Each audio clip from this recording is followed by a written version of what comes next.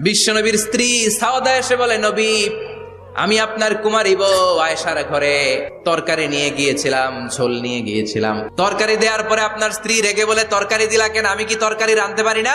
রাগের চোটে তরকারির ঝোল নিয়ে, পায়েস নিয়ে আমার গালের মধ্যে মাখিয়ে দিয়েছে আপনার বউ। আপনি তো শ্রেষ্ঠ বিচারক, ও নবী বিচার করে দেন। মা আয়েশাকে ডেকে পাঠালেন। মা আয়েশারে বললেন, ও আয়েশা, আসলে এমনটা করেছো নাকি? মা এসে বলে, নবী, তখন আমার মেজাজটা বড্ড গরম ছিল, আসলে কাজটা ঠিক হয় নাই, আমারে ক্ষমা করেন। বিশ্বনবী বললেন, আমার আদালতের রায় হচ্ছে কিসাস।